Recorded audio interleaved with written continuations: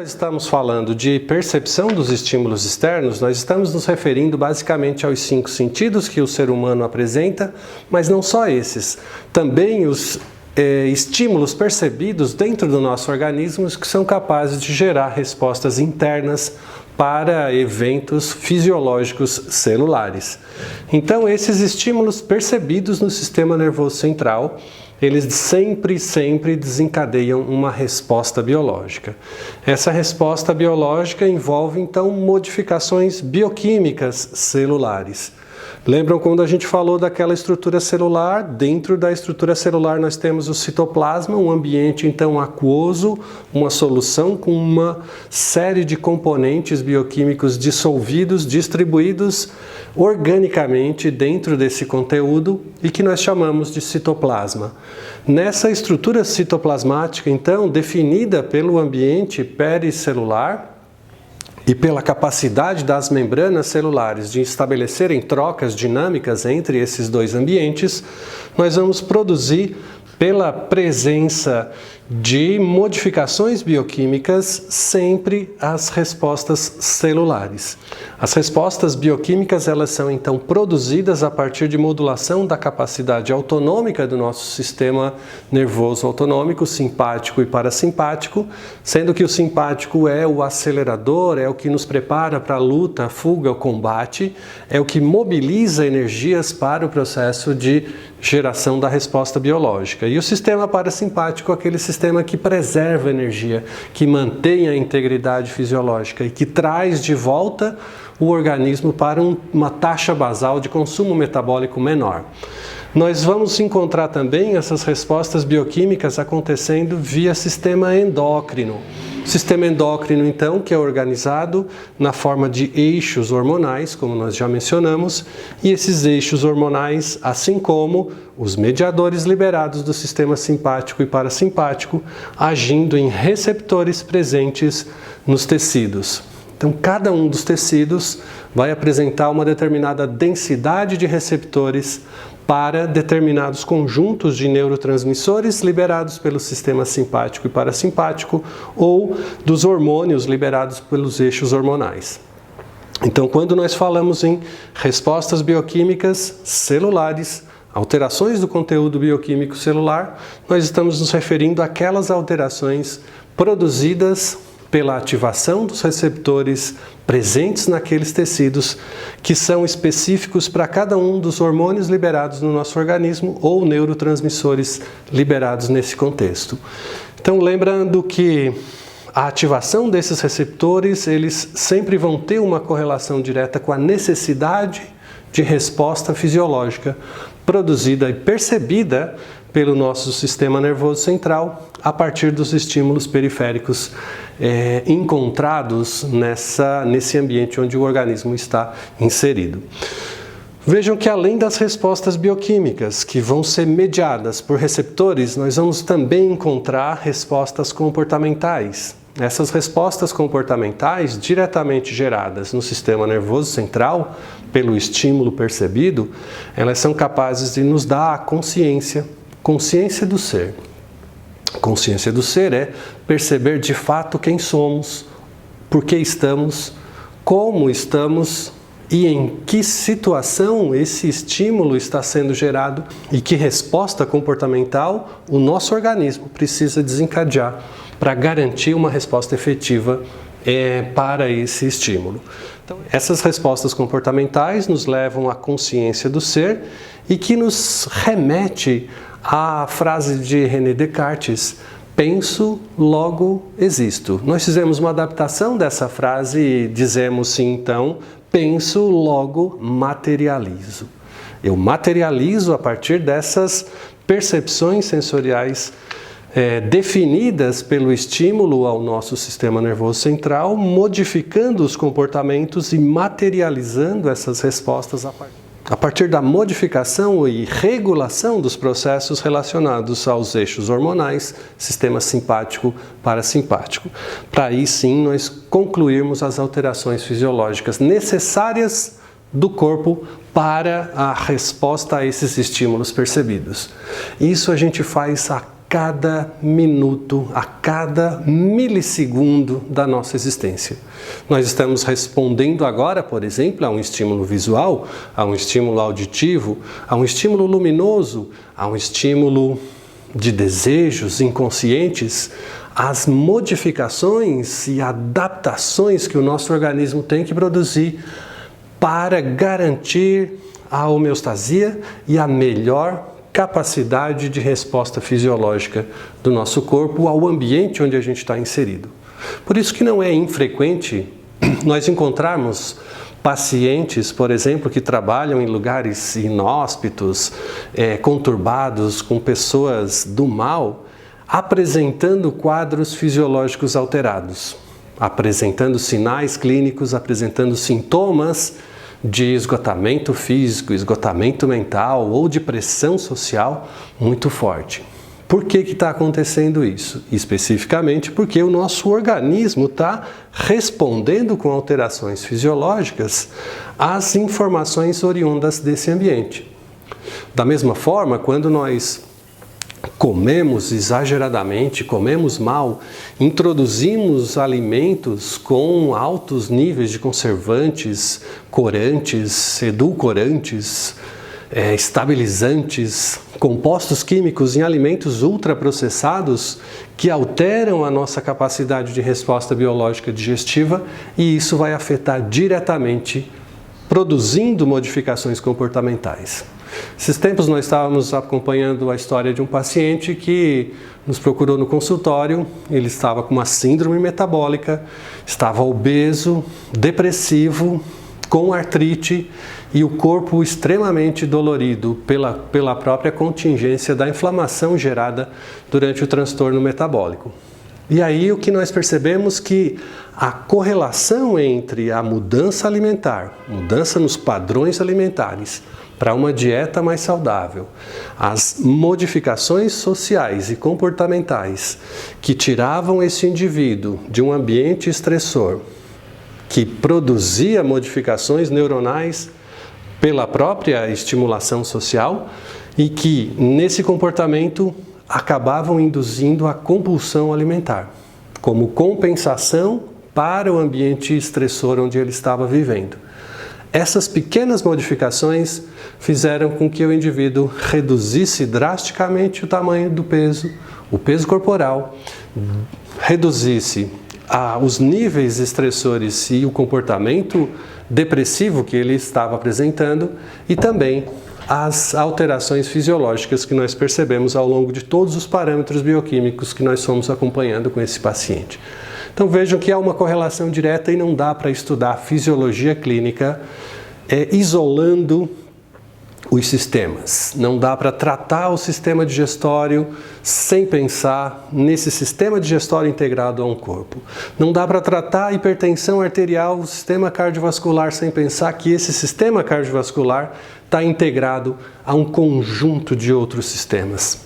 E a regulação desses sistemas e a integração desse processo, ela define o quanto estamos adaptados a viver no ambiente em que vivemos.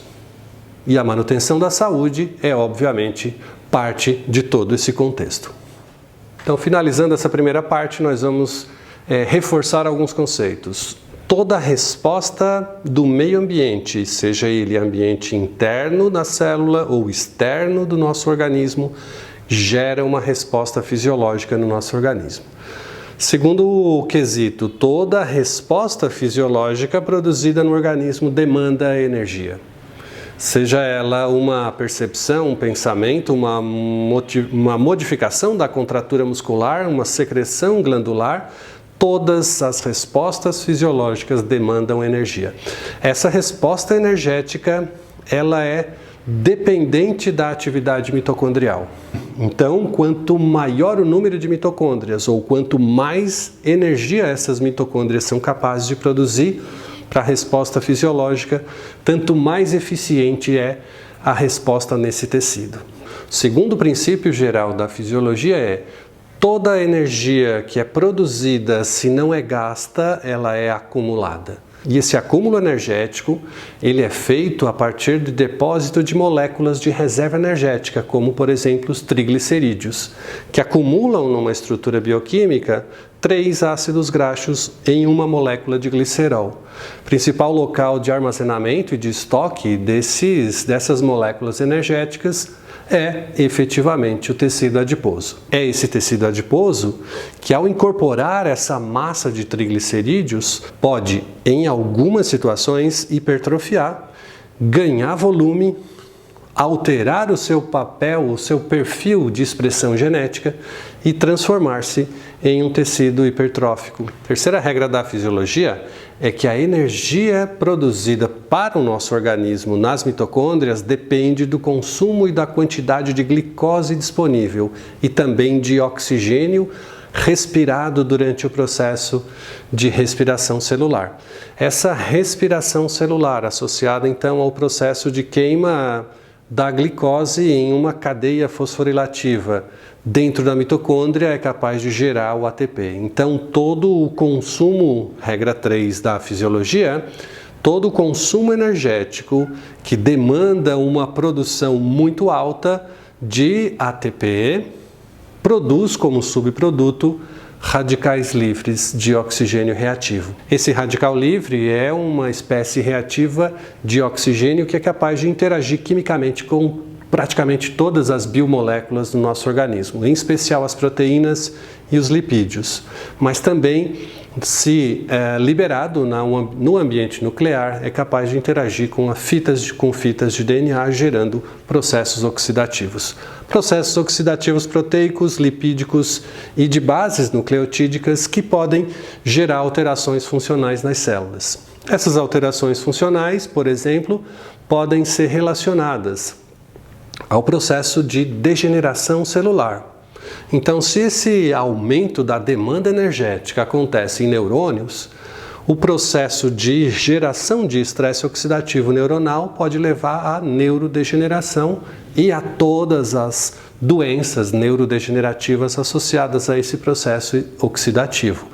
Se essa oxidação acontece em nível proteico, depende do local onde ela está sendo produzida, vai gerar um estresse oxidativo, por exemplo, em pâncreas, por exemplo, em fígado, por exemplo, no tecido renal. E essas modificações oxidativas geram um quadro de degeneração da função daquela célula, naquele órgão, naquele sistema específico, gerando ou comprometendo o funcionamento e gerando sinais clínicos e sintomas.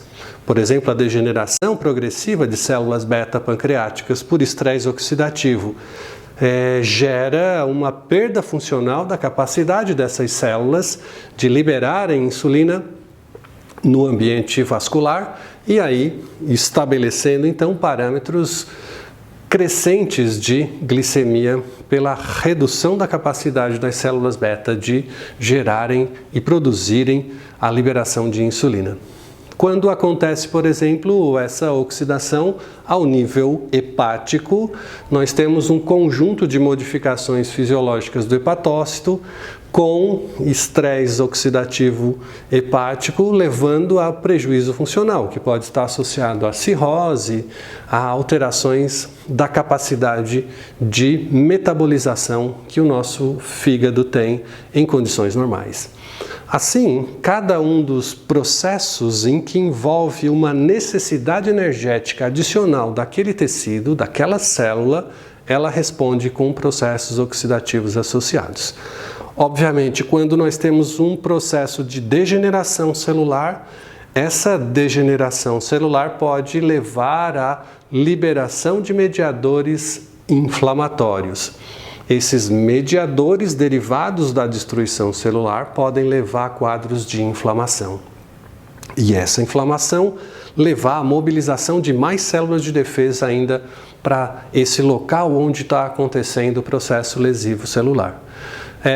Esse é um quadro, então, que se retroalimenta, porque a migração de células de defesa, inicialmente os neutrófilos, numa fase aguda, são capazes de produzir superóxido como produto inicializador da defesa fisiológica. Então, a liberação de mais superóxido gera mais estresse oxidativo e o quadro se estabelece numa crescente de inflamação e oxidação e de prejuízo funcional daquele órgão afetado. Obviamente, um prejuízo funcional do órgão leva a sinais clínicos e sintomas. Esses sinais clínicos e sintomas são percebidos clinicamente pelo paciente e relatados durante o processo de anamnese. Então a gente tem que ficar atento para a investigação dos motivos pelos quais esse paciente está apresentando essa sintomatologia naquele momento específico da sua história bioquímica. Não é de estranhar, então, que nós tenhamos doenças generalizadas na sociedade que estão diretamente relacionadas a processos de oxidação e inflamação. Vamos citar algumas?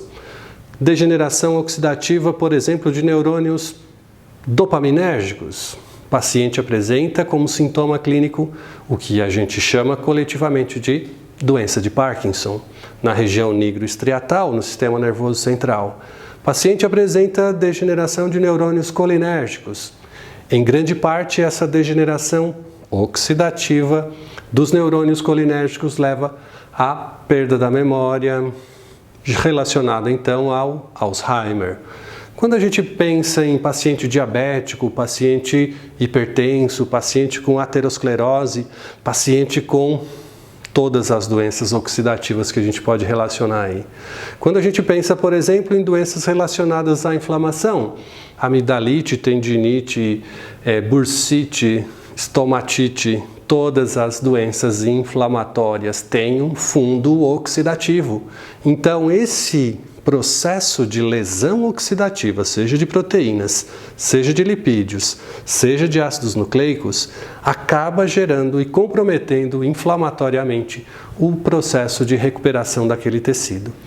E essa inflamação recorrente acaba levando a modificações comportamentais.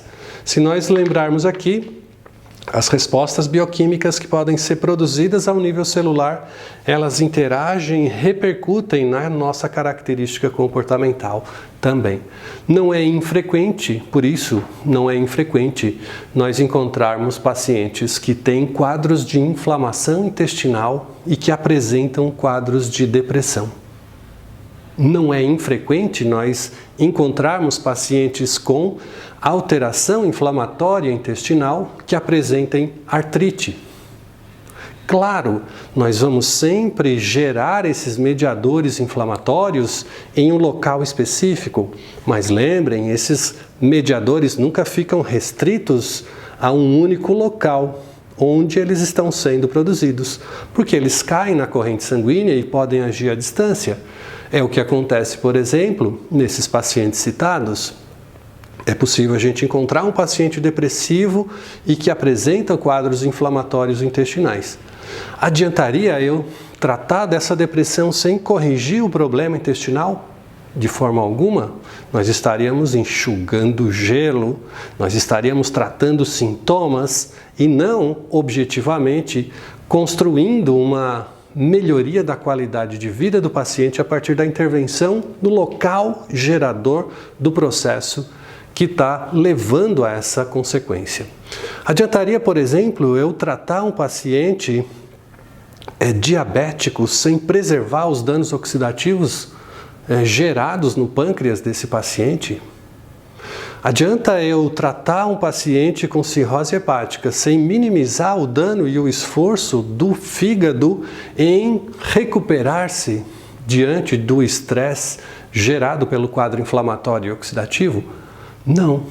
Então, nós temos que atuar sim, pontualmente, nos sintomas apresentados pelo paciente, aliviando a dor que o traz ao consultório, mas ao mesmo tempo nós temos que ter um processo terapêutico de intervenção na causa principal que leva à ocorrência desses sintomas.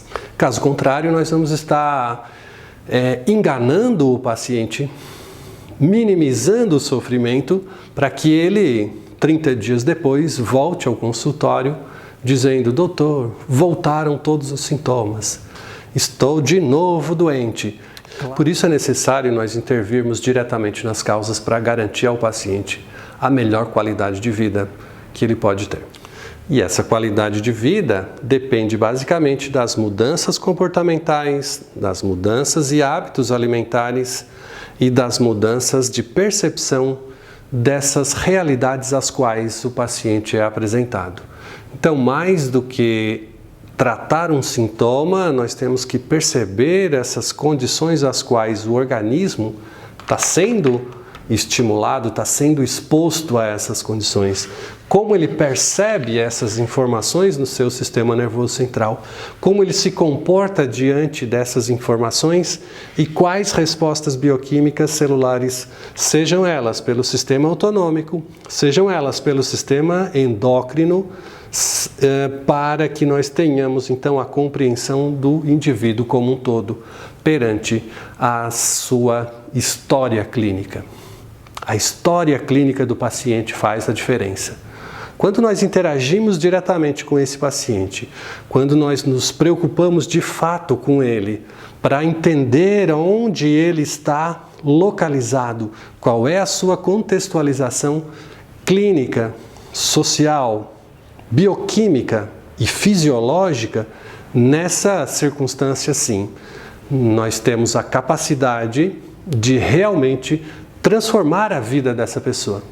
Transformar a vida da pessoa significa trazê-la para o padrão fisiológico e resgatar o seu comportamento emocional para que as interações entre esses sistemas de correlação comportamental e bioquímico seja restabelecida plenamente. Meu nome é professor Niraldo, estou aqui para ajudá-lo na qualidade de vida, buscando saúde plena para todos. Forte abraço e nos vemos em breve.